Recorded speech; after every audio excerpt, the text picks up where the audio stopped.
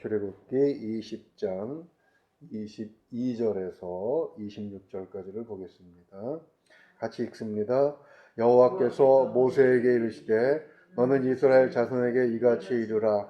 내가 하늘로부터 너희에게 말하는 것을 너희 스스로 보았으니 너희는 나를 비겨서 은으로나 금으로나 너희를 위하여 신상을 만들지 말고 내게 토단을 쌓고 그 위에 내 양과 소로 내 번제와 화목제를 드리라. 내가 내 이름을 기념하게 하는 모든 곳에서 내게 임하여 복을 주리라. 네가 내게 돌로 제단을 쌓거든 다듬은 돌로 쌓지 말라. 네가 정으로 그것을 쪼면 부정하게 함이니라. 너는 층계로 내 제단에 오르지 말라. 네 하체가 그 위에 드러날까 함이니라. 아멘. 네, 오늘은 출애굽기 20장 22절에서 26절의 말씀으로 하나님께서 받으시는 예배라는 주제로 말씀을 살펴보겠습니다. 18절에서 21절까지 말씀은 우리가 십계명을 시작하면서 1절과 2절을 할 때 함께 살펴보았기 때문에 22절로 넘어갑니다. 우리는 하나님을 예배하는 사람들이죠. 우리가 모여서 만든 모임을 교회라고 부르는데 교회는 다른 말로 하면 하나님을 예배하는 자들의 모임이라는 그런 뜻입니다. 왜 우리는 하나님을 예배합니까? 24절 하반절에 그 대답이 나와 있는데요. 24절 하반절을 보면 내가 내 이름을 기념하게 하는 모든 곳에서 내게 임하여 복을 주리라. 이것이 사실은 예배하는 목적입니다. 여기 세 가지 예배하는 목적이 명시되어 있습니다. 첫째는 하나님의 이름을 기념하는 것.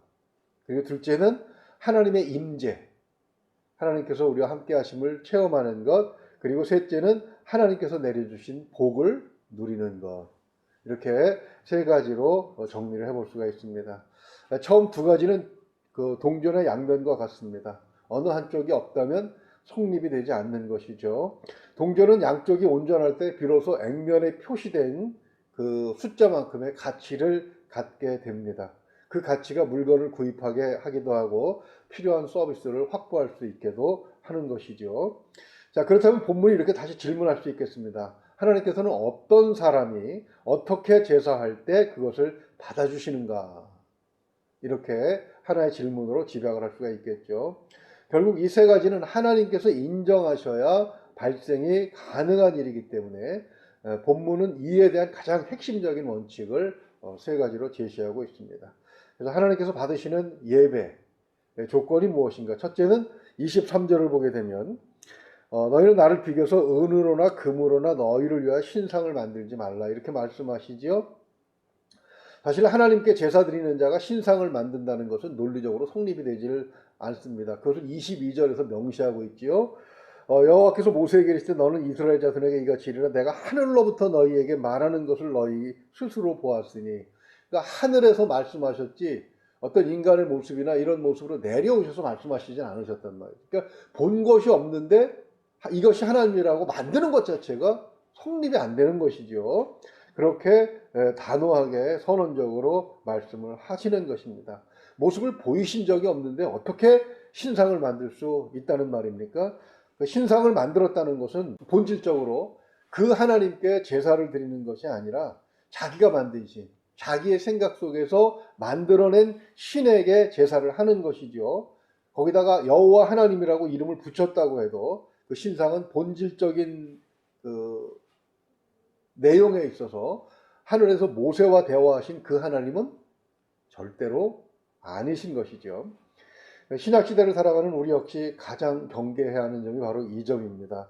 내가 생각하는 하나님, 내가 이랬으면 좋겠다고 의식적으로나 또는 조용적으로 하나님을 예배하는 것, 그것은 우상에게 절하는 것과 마찬가지라는 뜻입니다.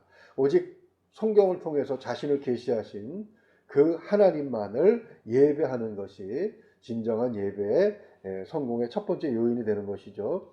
그 다음에 두 번째로 보게 되면 25절을 보게 되면 네가 내게 돌로 제단을 쌓거나 다듬은 돌로 쌓지 말라.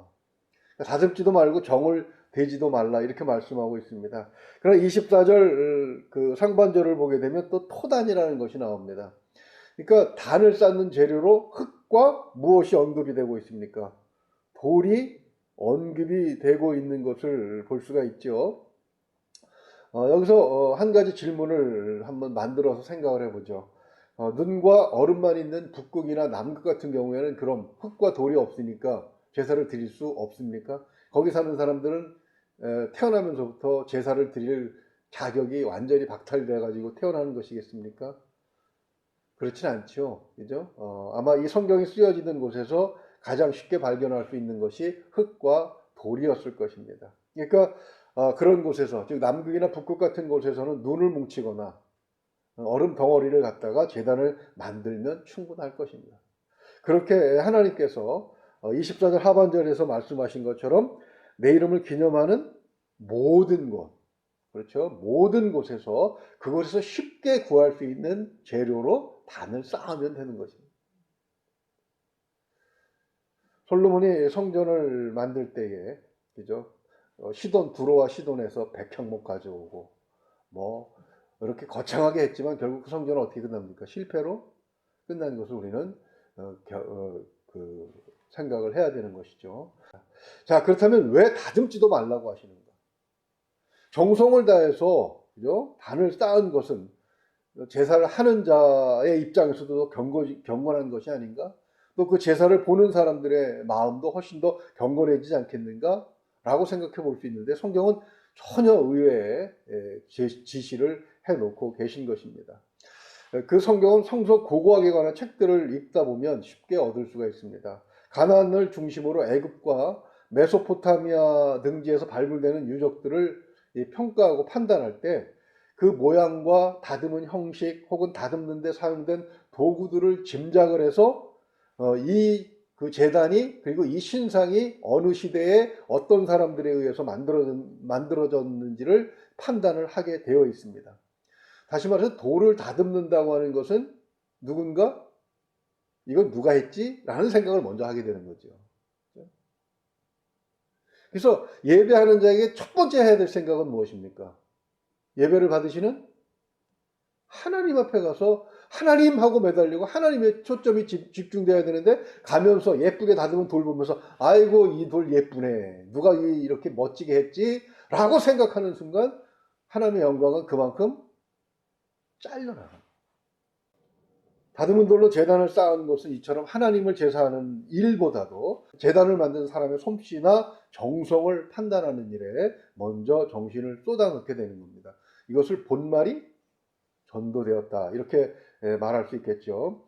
하나님께서 영광을 받으셔야 하는 것이 제사와 예배입니다. 그런데 사람이 먼저 관심의 초점이 되고 영광을 받게 되면 하나님이 뭐가 되는 겁니까? 나중이 되는 것이죠. 저도 목회 초기에 아름다운 성전을 건축하는 것이 그 목회의 목적이었습니다.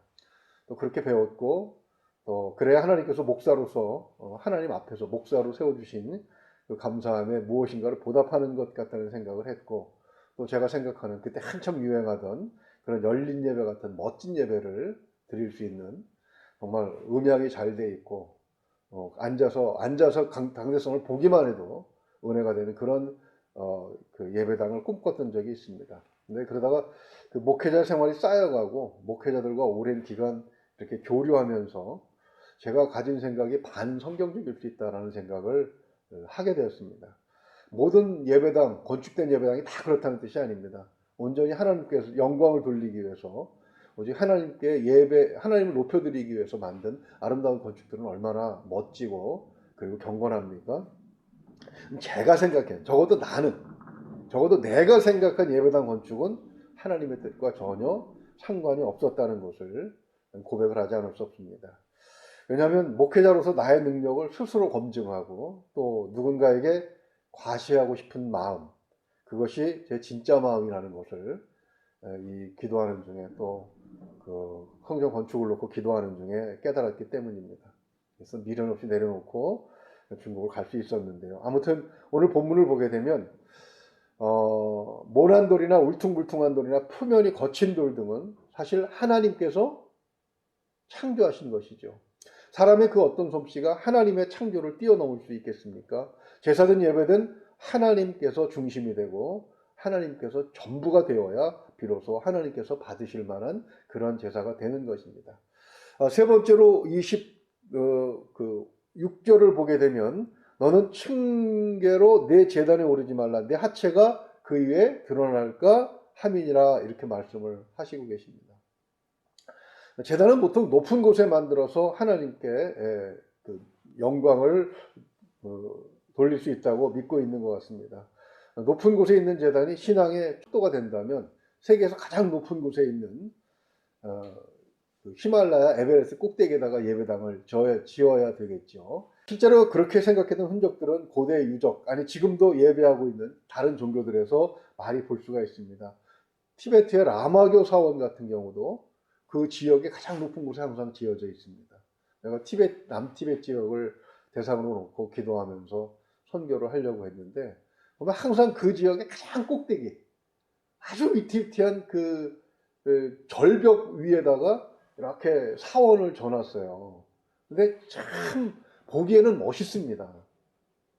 근데 웬만한 사람이 저기 가서 제사를 드리려면 이거 뭐 한 일주일이나 며칠은 확 걸려야 제사하러 가겠구나 라는 생각을 하면서 참 그 사람의 생각이 어떠한가를 생각을 해볼 수가 있었습니다. 남미의 잉카 제국이나 마야 그 문명 같은 경우도 보게 되면 그 유적들이 전부 어디였어요?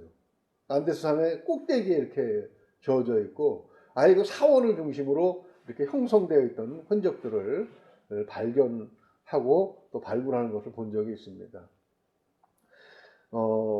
메소포타미아 지역은 평야 지역이었죠. 그 유프라테스 티그리스 강이 흘러가는 그 평야 지역이었는데 거기서는 어떻게 그럼 높은 곳을 찾느냐? 높은 곳을 만들었죠. 높이 흙을 쌓고 돌을 쌓아서 계단을 한도 끝도 없이 만들어 놓고 제사장 혼자서 그 계단을 올라가서 꼭대기에 올라가 제사를 드리게끔 그렇게 되어 있었습니다. 왜 그렇게 했습니까? 또 그것이 어떤 의미가 있었는지 열왕기하 16장 10절을 보게 되면 힌트를 주는 말씀이 있습니다. 아하스 왕이 아스로 왕 디글랏 빌레셋을 만나러 다메섹에 갔다가 거기 있는 제단을 보고 아하스 왕이 그 제단의 모든 구조와 제도의 양식을 그려 제사장 우리아에게 보냈더니 이렇게 말씀하고 있습니다. 아하스 왕은 유다의 왕입니다. 아주 나쁜 왕 중에 한 사람인데요. 그는 예루살렘에 성전이 있는데도 불구하고 아스로, 그러니까 하나님께 제사 드리는 제단이 아님에도 불구하고 그 제단을 보고 그대로 문양을 그려서 그 설계도를 꾸며가지고 제사장에게 예루살렘에 있는 제사장에게 보냅니다. 이대로 예루살렘에 성전을 만들라. 왜 그렇게 새로운 성전에 대한 신전에 대한 건축을 명령한 것이겠습니까? 그것은 아스트로의 제단이 왕의 권위를 높여주는 것을 보았기 때문입니다. 열왕기하 19장 37절을 보게 되면 아스투르의 왕이 곧 제사장이었다는 그 흔적을 발견하게 됩니다. 그러니까 당시의 왕은 제사장, 신적 권위와 정치적, 왕이라고 하는 정치적 권력을 양손에 쥐고 절대 권력을 휘둘렀습니다. 그러다 보니까 어때요? 무소불위의 권력을 갖고 있는 것이죠. 신의 대리자이면서 동시에 인간의 모든 권력을 가지고 있었기 때문에 그런 그 자기 백성의 생사 여탈권을 가지고 있었던 것이죠. 아하스 왕은 그게 부러웠어요. 근데 성경에서는 어떻게 말씀하십니까? 율법에서는 왕은 하나님의 백성을 관리하는 청직에 불과합니다. 그래서 예루살렘 성전, 솔로몬이 자기 조상이 지은 그 성전을 치워버리고 아수르의 그 신전을 갖다가 세워놓고 싶은, 그게 인간의 마음이에요. 그게 권력을 잡은 자들의 마음이에요. 계단을 높이 쌓고 제사장 다 치워버리고 내가 그 계단을 올라가면서 신과 맞대면하는 것을 백성들에게 보이고 백성들이 알아서 굴복하도록 만들고 싶은 것, 그것이 계단을 만드는, 계단을 높이 쌓은 목적이었던 것을 볼 수가 있습니다. 제사장은 사람을 대표할 뿐이고 사람들 앞에서 하나님의 말씀을 전하는 자이지만 그 때를 제외하면 그도 평범한 사람 중에 하나라고 성경은 말씀합니다. 성경은 세상적 지위의 높고 낮음을 완전히 부정하지는 않습니다. 다만 높은 자는 낮은 자를 돌봐야 하고 많이 가진 자는 못 가진 자에게 베풀어야 할 의무를 제시해 놓고 계십니다. 그러면서도 하나님 앞에서 지위는 모든 사람들과 어때요? 동일하다고 보시는 것이죠. 주님은 제자들이 누가 높은가 하는 문제로 서로 다툴 때 마태복음 20장 26절과 27절을 보면 이렇게 말씀하십니다. 너희 중에는 그렇지 않아야 하나니 너희 중에 누구든지 크고자 하는 자는 너희를 섬기는 자가 되고 너희 중에 누구든지 으뜸이 되고자 하는 자는 너희의 종이 되어야 하리라. 아멘. 그러니까 재단을 쌓아서 높은 자리로 올라가서 뭔가 높다는 것을 증명하고자 하는 것은 기독교 신앙에서는 반성경적이라고 봐야 되는 것이죠. 그럼에도 불구하고 예수님께서 이렇게 말씀하셨는데도 불구하고 어떤 인간들은 자신을 하나님과 인간 사이에 중간 계급으로 만들어 놓고 은근히 하나님이 받으시는 그런 경배를 중간을 가로채고 또 그것을 즐기는 모습을 보이기도 합니다. 신천지 같은 경우는 뭐 내부적으로 이만희 교주를 재림 예수라고 부르고 있죠. 그래서 수원 올림픽 경기장에서 그 뭐 만국 무슨 국회 회의인가 하는 것을 동영상을 본 적이 있는데 완전히 뭐 신을 섬기는 그런 모습, 살아있는 신을 영접하는 그런 모습을 보이는 것을 보았습니다. 또 전광훈이라고 하는 분은 나가도 너무 나간 것 같아요. 그분이 생각이 뭐 자기 생각이니까 뭐라고 말할 수는 없고 또 많은 기독교인들도 동조를 하고 있는 것이 사실이기는 한데 거기에 그만 고무되어서 그런지 하나님이 멱살을 잡았다고 하는 말까지 할 정도로 한 걸음 더 나가서 하나님이 자기의 말을 따라 오라 하면 오고 가라 하면 가고 그런 말까지 하는 것을 보면서 이 사람은 가도 너무 나갔다 그런 생각을 제가 해본 적이 있습니다.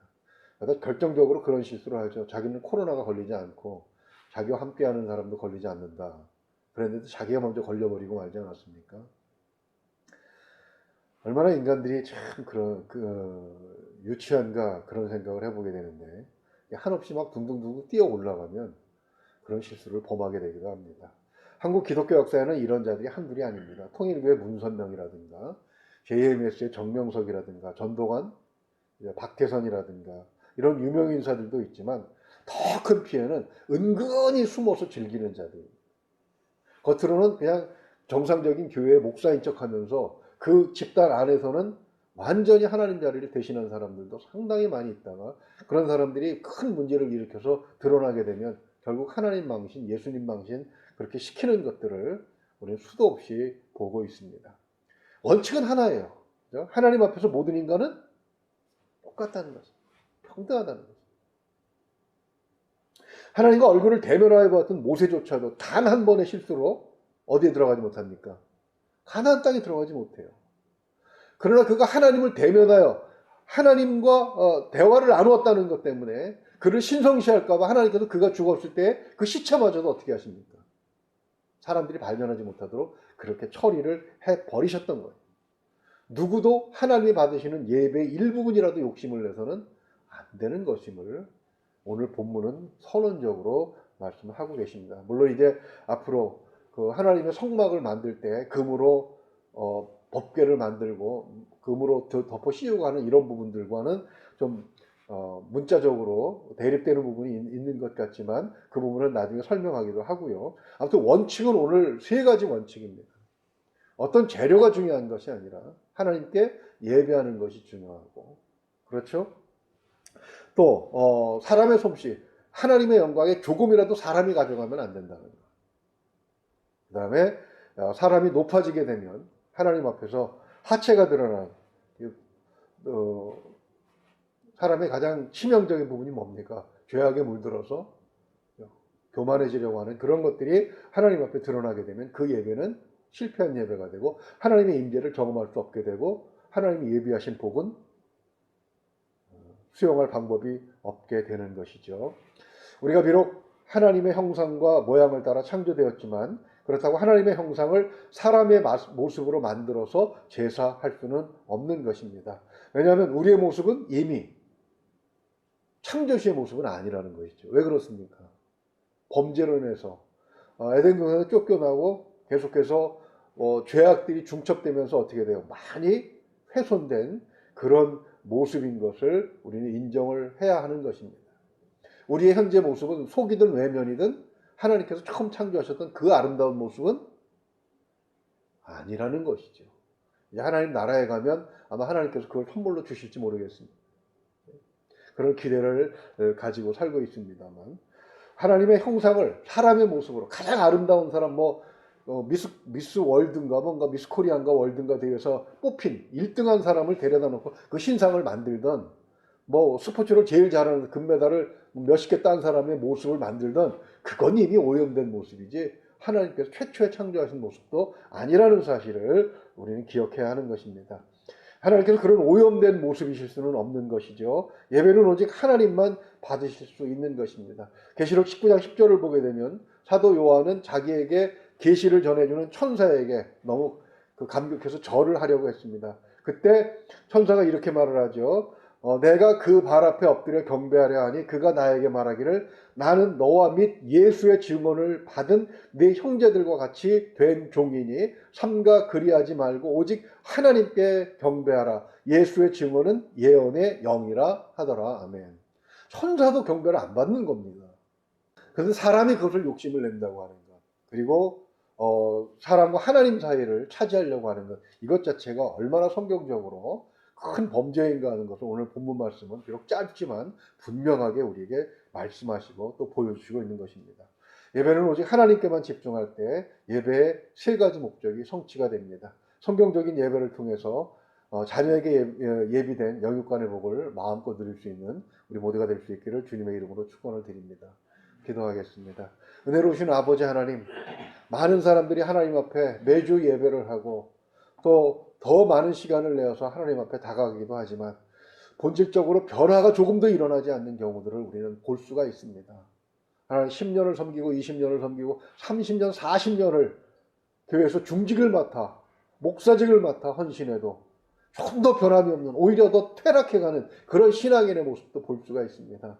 하나님의 임재 경험도 없고 하나님께 온전히 예배했던 그 마음도 가져오지 못했던 그런 이유가 하나님의 영광을 조금이라도 가리려고 했던 그런 부분이 아니었는가를 오늘 말씀을 통해서 생각해 보게 하셨사오니, 하나님 예배를 통해서 하나님께서 만나주시고 그리고 하나님께서 자녀에게 예비된 복을 마음껏 주실 수 있도록 예배에 성공하는 우리가 되게 하여 주시옵소서.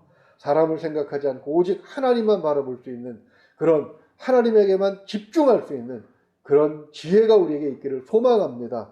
하나님 예배 때마다 성공하는, 그래서 하나님의 임재를 체험하는, 그리고 날마다 변화된 그런 성도의 삶을 살아갈 수 있도록 주님 도와주시고 인도하여 주시옵소서.